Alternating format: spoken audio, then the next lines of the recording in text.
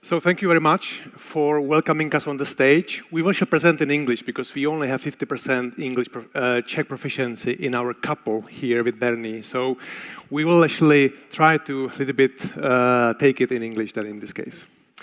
What we have for today from you, what we have selected to nominate is our project Zero Emission Last Mile Delivery in the Czech Republic. We are rolling that actually globally, but we will really focus on the Czech Republic and what we are doing, even though we also do that in Slovakia and in Hungary. My name is Tomáš Zeman. I'm responsible for sustainability development in the Czech Republic, Hungary, and Slovakia. And Bernie is the engine behind the implementation of our project that we will be sharing with you today. I will start a little bit broad because our vision in IKEA is to create a better everyday life for the many people. And this is what we have started already since the foundation of IKEA. And of course, this actually gives us great opportunity to influence how we live on the planet, but also the societal aspects as well as the environmental aspects of how we are operating and how we can really influence the business.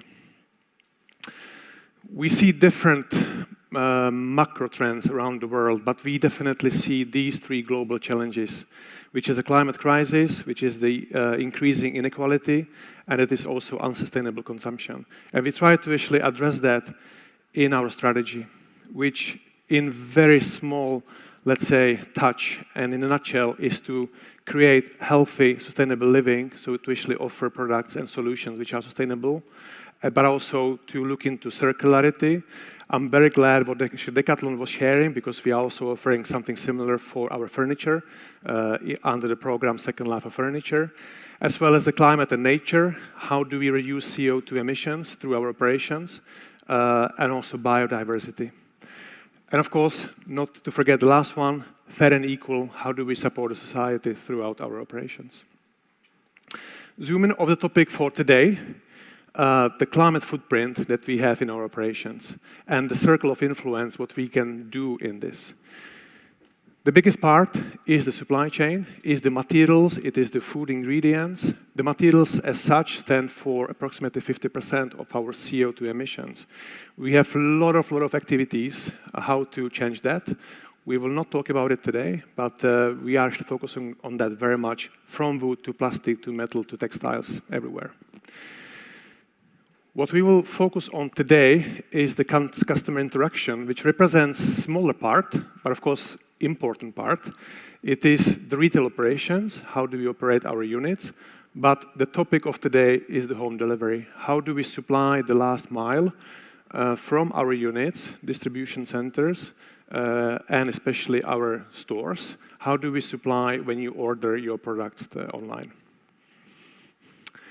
And then for that, I will hand over to Bernie that will talk about details.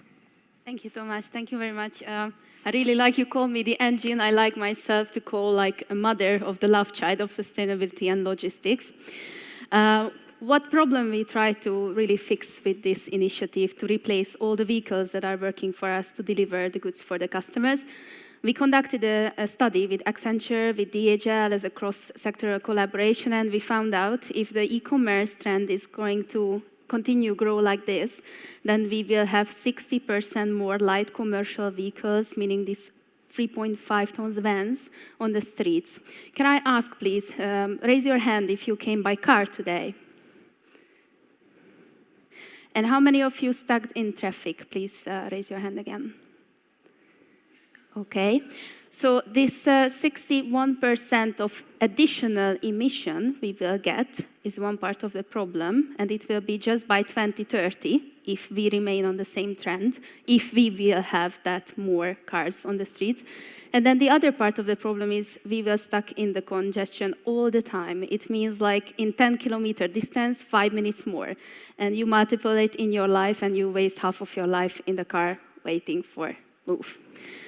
So we had some issues really, and we wanted to set an ambitious goal because, why not to raise the bar so high that we barely reach it?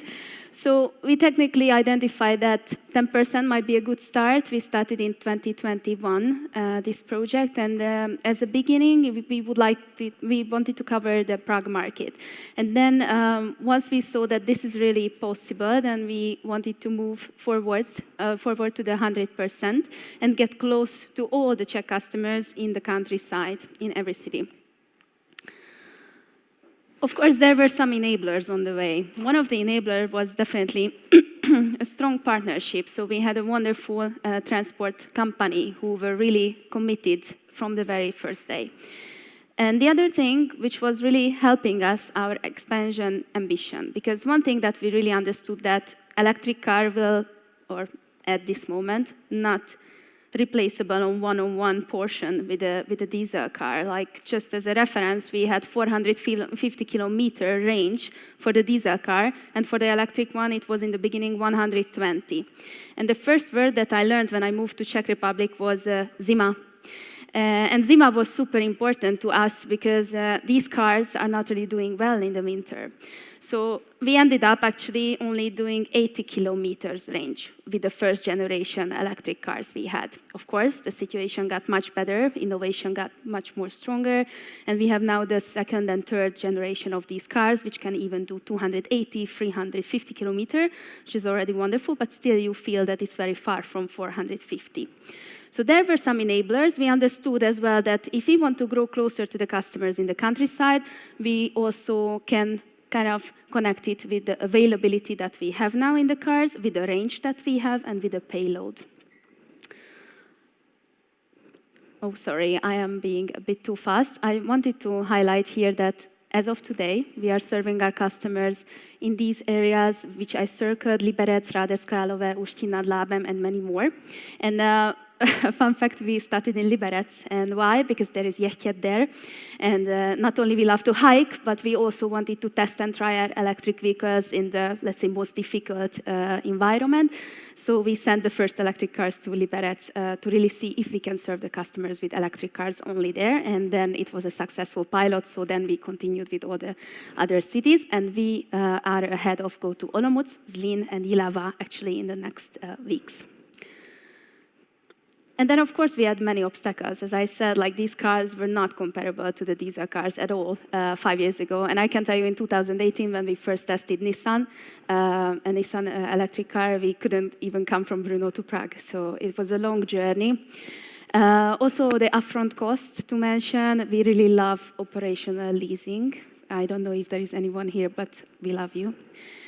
And then also the service and maintenance. That was an issue to tackle because servicing for or maintenance for electric car was not that much widespread. We needed to go to special service workshops, so it wasn't easy really to find these places in the beginning. Nowadays, it's much better. And then, of course, we faced the reality: poor infrastructure. It was in the countryside, especially. Then the charging time. Usually, we do charging overnight, so it takes us like 6 hours, and it's definitely not 5-minute fueling, right? At the same time, we had the fluctuating cost of electricity, which was another, let's say, external condition that we needed to face. And then keep the customer convenience with the time windows at the same time, again, zima. And then the regulatory environment that we work with. And I can tell you that in Paris, for example, and in London, many of my colleagues needed to do this acceleration much faster because the city municipalities, they just banned these cars, the diesel cars, from the inner areas. So they couldn't enter anymore. There was no option. So yeah, it's also a very strong regulation behind that. And what's the result? As I said, we are already present in these wonderful cities. We are meeting our customers with these beautiful cars and our amazing partner. And we will continue, as I said, Olomouc, Zlín, Jihlava. When we created with Tomáš this presentation, it was 85, but nowadays it's 88%. And I'm counting the numbers in Czech, like 88, okay? I'm really trying to say one day 100, and we are definitely get there very soon. But of course, behind every ambitious project, there is one secret ingredient. And for us, it was finding the right partner to make it happen, because whatever ambitious goal we have, it remains only on paper if we don't have people behind that. So I would like to introduce you our wonderful team. And in the heart, I would like to really emphasize the importance of our transport partner, Hral Trans, who are operating here in the Czech Republic, also working with many retailers like Tesco as well and Makro. And we are really proud of them because these guys, no challenge, really. So we laughed together, we cried together, and we remained committed and ambitious together, and finally it paid off. So we're really happy to see this journey. Thank you very much.